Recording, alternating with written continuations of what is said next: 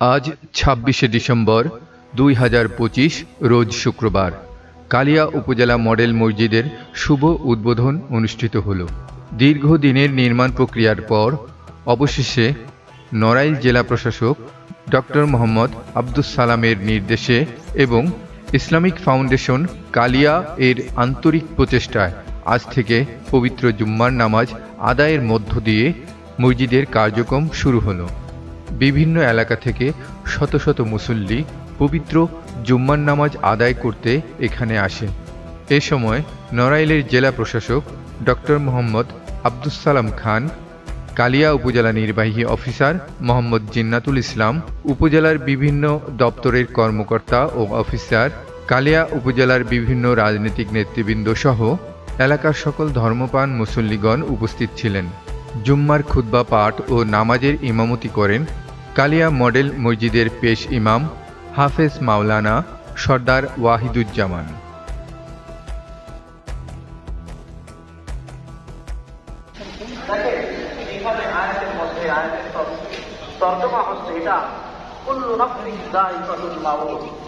এই শব্দের অর্থ মনে হয় না যে আমাদের কারো অজানা আছে। আল্লাহ রাব্বুল আলামিন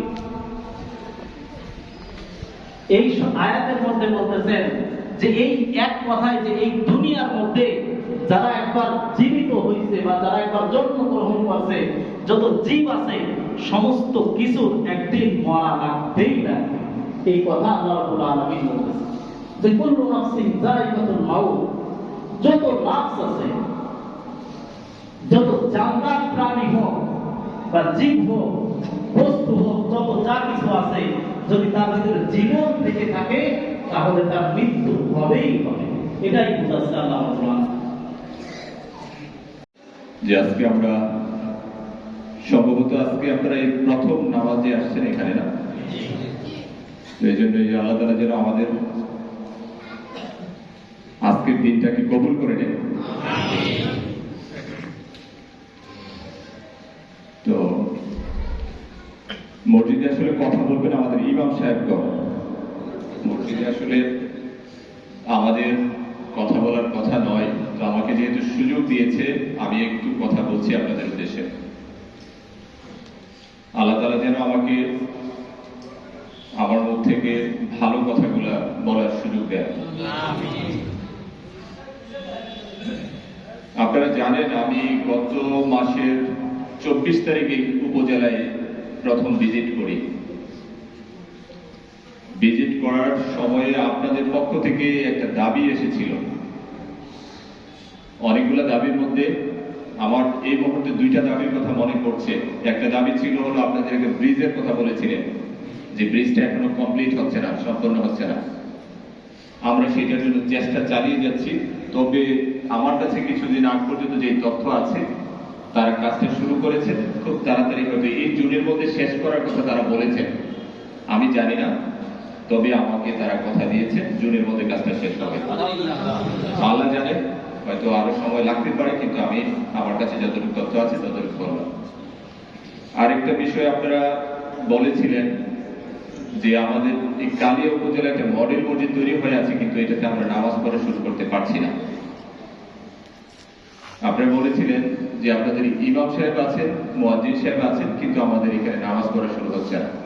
এটা যাতে একটু তাড়াতাড়ি করা যায়। তো আমি আপনাদেরকে কথা দিয়েছিলাম যে আমি আপনাদেরকে নিয়ে এই ডিসেম্বরের মধ্যে এটাতে নামাজ শুরু করতে চাই। এটা আমরা আপনাদের কাছে বলেছিলাম। তো আল্লাহর রহমতে আমরা ডিসেম্বরের কি শেষ জুমা নাকি আরেকটা জুমা আছে? শেষ জুমা। আমরা গত জুমায় একটা সম্ভাবনা ছিল, সুযোগ ছিল, কিন্তু আমার ব্যস্ততার জন্য আমি আসতে পারিনি, সেই জন্যই শুরু করা যায়নি। তবে আজকে শুরু হচ্ছে, এটার জন্য আল্লাহর কাছে আমরা দোয়া করব।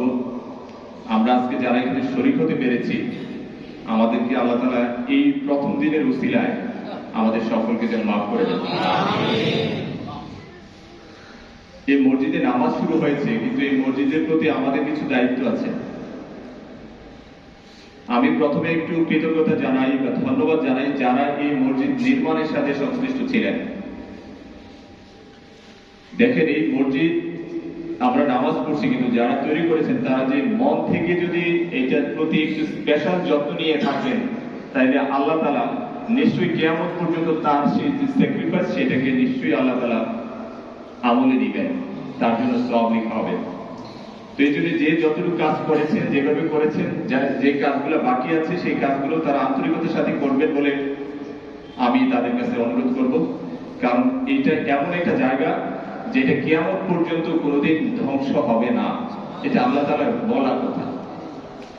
এই মসজিদ কখন ধ্বংস হবে না, এক সময় সবকিছুই হবে, সেটা হলো কিয়ামত।